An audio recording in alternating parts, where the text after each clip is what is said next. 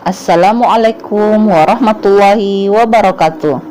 Perkenalkan, nama saya Ikawati Iskandar dari UPTD SD Negeri 30 Parepare, calon guru penggerak Angkatan 9 Kota Parepare.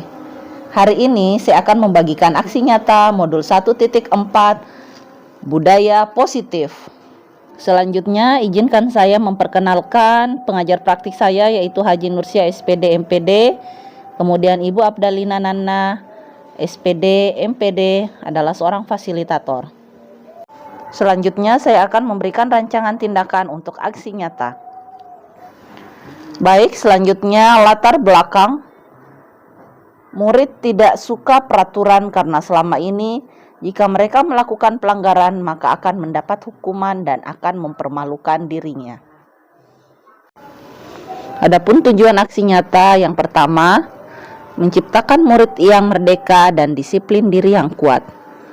2. Menumbuhkan budaya positif di sekolah dengan meyakini nilai-nilai kebajikan universal. Adapun tolak ukur yaitu terbentuknya keyakinan kelas melalui kegiatan kesepakatan kelas yang dilakukan wali kelas dan siswa. Yang kedua, siswa mampu menerapkan dan menjalankan keyakinan kelas yang telah dibuat. Lini masa tindakan, langkah-langkah tindakan yang akan dilakukan. Yang pertama, menghadap kepala sekolah untuk menjelaskan pentingnya penanaman budaya positif dan keyakinan kelas di sekolah, serta meminta izin untuk mendesiminasikan bersama rekan guru. Yang kedua, mengumpulkan rekan guru untuk melakukan mendesiminasi pemahaman materi budaya positif atau keyakinan kelas dan segitiga restitusi. Yang ketiga, berkoordinasi dan berkolaborasi dengan wali kelas untuk membuat keyakinan kelas di kelas masing-masing. Yang keempat, memantau, merefleksi, dan mengevaluasi keyakinan kelas yang telah dibuat. Dukungan yang dibutuhkan. Yang pertama, dukungan dari kepala sekolah, rekan guru, serta murid agar tindakan yang telah disusun dapat dilakukan secara lancar dan menyeluruh. 2.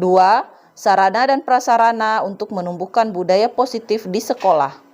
3. Orang tua dalam melakukan budaya positif di rumah. Berikut ini merupakan kegiatan desiminasi di sekolah mengenai pemahaman dan pengalaman budaya positif.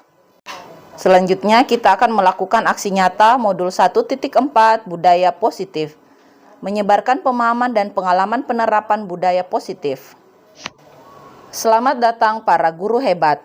Mari belajar bersama, berkolaborasi, saling mendukung demi mewujudkan disiplin positif di sekolah kita tercinta. Konsep utama model budaya positif. Yang pertama, paradigma perubahan belajar. Berikutnya, disiplin positif.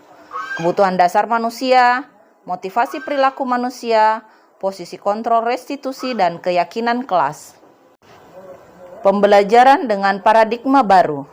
Pembelajaran dengan paradigma baru dirancang berdasarkan prinsip pembelajaran yang terdiferensiasi sehingga setiap siswa belajar sesuai dengan kebutuhan dari tahap perkembangannya untuk mewujudkan profil pelajar Pancasila. Adapun kebutuhan dasar manusia yaitu bertahan hidup, kasih sayang dan rasa diterima, penguasaan, kebebasan, dan kesenangan. Motivasi perilaku manusia. Motivasi merupakan dorongan yang timbul pada diri seseorang secara sadar atau tidak sadar untuk melakukan suatu tindakan dengan tujuan tertentu. Yang pertama, menghindari ketidaknyamanan dan hukuman. Murid melakukan disiplin diri karena ia takut dihukum. Ini merupakan motivasi ekstrinsik. Yang kedua, mendapatkan imbalan atau penghargaan dari orang lain. Murid melakukan disiplin diri karena dia ingin mendapat imbalan. Ini merupakan motivasi ekstrinsik. Selanjutnya, menghargai nilai-nilai kebajikan diri sendiri. Murid melakukan disiplin diri karena sadar akan nilai kebajikan dirinya. Ini merupakan motivasi intrinsik. Selanjutnya, konsep disiplin dengan identitas gagal. Yang pertama, hukuman. Yang pertama, menyakitkan. Kedua, tidak nyaman. Ketiga, murid takut. 4, memaksa. 5, murid menyembunyikan kesalahan. Dan keenam, murid menjadi rendah diri. Selanjutnya, penghargaan. Yang pertama, tidak efektif. Yang kedua, merusak hubungan atau sifat iri. Yang ketiga, mematikan kreativitas. Yang keempat, menghukum dengan sistem ranking. Dan yang kelima, merampas hak menghargai dirinya.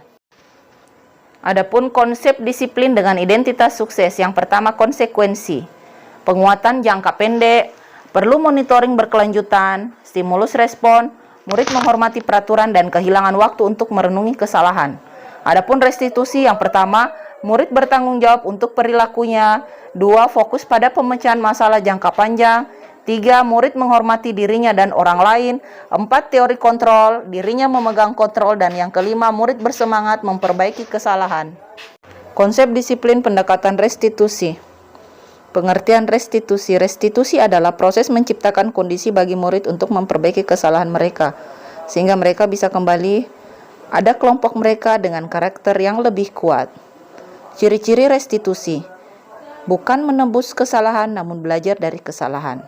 Kemudian memperbaiki hubungan, tawaran bukan paksaan, menuntun untuk melihat ke dalam diri, mencari kebutuhan dasar yang mendasari tindakan, fokus pada karakter bukan tindakan, dan menguatkan dan fokus pada solusi.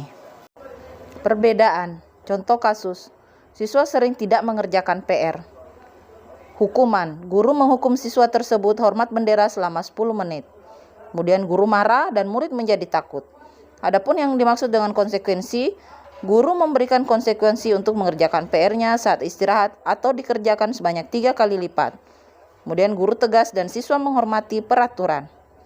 Yang dimaksud dengan restitusi yaitu guru menanyakan keyakinan kelas atau dirinya dan membantu siswa menyelesaikan masalahnya. Guru terbuka dan siswa menghormati dirinya dan orang lain. 5 posisi kontrol restitusi. Yang pertama, penghukum. Kedua, pembuat rasa bersalah. 3, sebagai teman. 4, pemantau. 5, manajer. Selanjutnya, contoh penerapan 5 posisi kontrol. Adapun contoh kasus, siswa tidak memakai atribut lengkap saat upacara bendera. Sebagai penghukum, contoh kalimatnya, patuhi aturan sekolah lalu berdiri di depan barisan. Contoh sebagai teman, ayolah yang tertib, buat Bu Guru bangga, kali ini tidak apa-apa kamu salah. Adapun sebagai pembuat rasa bersalah, berapa kali Bu Guru harus memberitahu kamu? Bu Guru kecewa sama kamu. Adapun posisi sebagai pemantau yaitu kamu sudah melanggar apa peraturan dan konsekuensinya. Selanjutnya sebagai manajer. Apakah kamu tahu kesalahanmu? Kira-kira bagaimana kamu akan memperbaiki kesalahan ini? Keyakinan kelas. Mengapa keyakinan kelas? Mengapa tidak peraturan kelas saja? Mengapa kita memiliki peraturan tentang penggunaan helm pada saat mengendarai kendaraan roda 2 atau motor? Mengapa kita memiliki peraturan tentang penggunaan masker dan mencuci tangan setiap hari? Selanjutnya saya menampilkan kegiatan membuat keyakinan kelas 6. Guru bersama siswa membuat keyakinan kelas. Yang pertama, berdiskusi tentang peraturan. Yang kedua, merumuskan peraturan menjadi keyakinan. Dan yang ketiga, menempelkan keyakinan kelas. Selanjutnya, keyakinan kelas 6 yang telah kami susun. Yang pertama, disiplin waktu. Yang kedua, belajar dengan antusias, semangat, dan percaya diri. 3, saling menjaga kebersihan dan keindahan.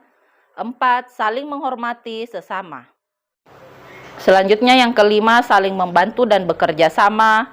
Yang keenam, menghargai guru atau teman yang sedang berbicara. Yang ketujuh, selalu menerapkan 5S. Senyum, sapa, salam, sopan, dan santun. Yang kedelapan, gemar membaca dan menulis sebagai budaya literasi.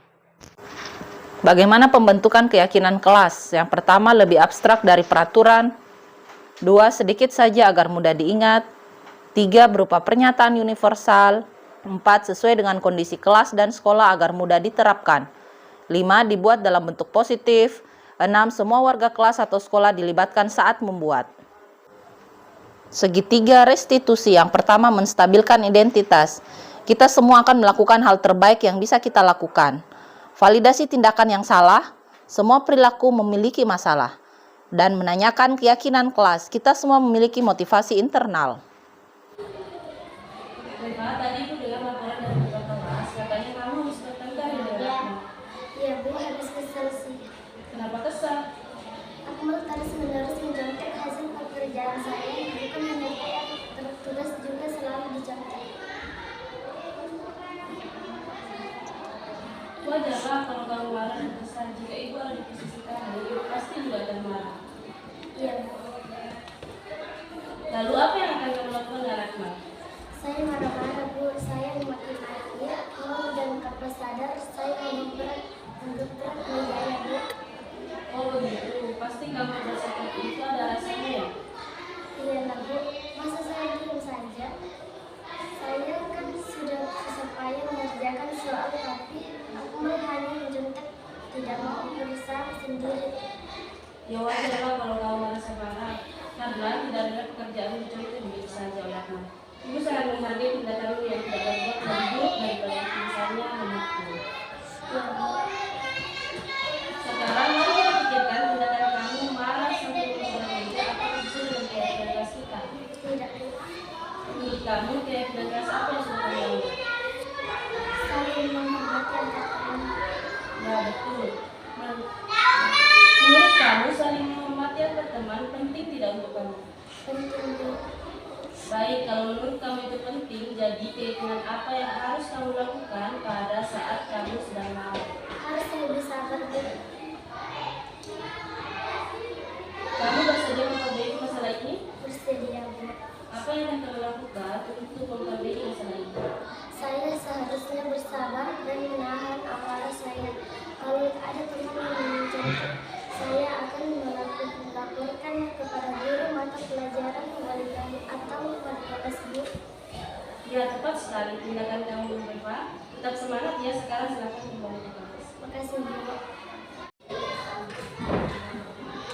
Ya, Bu, tadi pendataan laporan dari Bu Tiga, katanya kamu sering datang terlambat ya? Iya, Bu. Menurut ingatan kamu sudah berapa kali kamu terlambat? Sudah 5 kali, Bu. Sering terlambat suatu kesalahan kan? Iya, Bu. Baik, membuat kesalahan itu manusiawi setiap orang. Pasti pernah banyak kesalahan. Yang terpenting kita bisa belajar dari kesalahan tersebut dan berusaha untuk memperbaikinya. Setuju? Iya, Bu. Lalu sekarang kita cari solusi bersama ya. Iya, Bu. Heru sering datang terlambat, pasti ada alasannya. Kenapa sih Heru sering datang terlambat? Karena saya sering begadang, Bu. Sebelum main HP, jadi kurang tidur. Kamu tahu tidak tentang keyakinan kelas kita yang telah kita sepakati? Tahu, Bu. Kalau terlambat datang ke sekolah, sesuai dengan keyakinan kelas kita tidak? Iya, Bu. Menurut kamu keyakinan kelas apa yang sudah kamu lalui? Disiplin, Bu. Menurut kamu disiplin itu penting tidak untuk kamu? Penting, Bu, karena membuat saya ke sekolah tepat waktu dan bisa menghargai waktu. Betul, menghargai waktu itu penting dan sangat bermanfaat untuk kita. Seperti menghargai orang-orang di sekitar. Pekerjaan menjadi tidak menakutkan dan kita juga dapat melatih rasa kepedulian kita. Iya, Bu, saya menyesal sudah sering terlambat. Ya, Heru, sikap yang baik telah kamu lakukan dan meminta maaf. Menurut kamu, apa yang akan kamu lakukan agar kamu tidak datang terlambat lagi ke sekolah? Tidak akan terlambat lagi. Saya akan tidur lebih cepat dan tidak begadang lagi agar tidak akan terlambat ke sekolah. Assalamualaikum warahmatullahi wabarakatuh. Nama saya Hairul dari kelas 6. Terima kasih Ibu Guru. Saya senang sekali diajak diskusi. Ibu menemukan solusi atas kesalahan yang saya lakukan supaya saya tidak begadang lagi, supaya tidak terlambat ke sekolah lagi. Selanjutnya, dalam penerapan program disiplin positif, hendaknya guru memiliki standar kepribadian, profesional, dan sosial yang baik di mata guru, mampu berefleksi pada posisi kontrolnya saat ini. Bagaimana perjalanan dirinya sebagai seorang among atau posisi manajer yang menuntun murid-murid menjadi insan yang mandiri, merdeka, dan bertanggung jawab. Standar Pendidikan Indonesia. Baik teman-teman sekalian, semoga sesi belajar kita hari ini membawa manfaat sehingga kita dapat mewujudkan profil pelajar Pancasila. Salam merdeka belajar.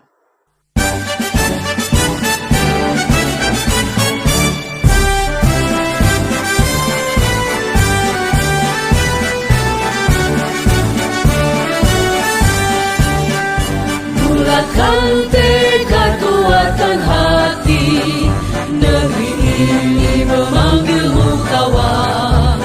Belajar bergerak berbagi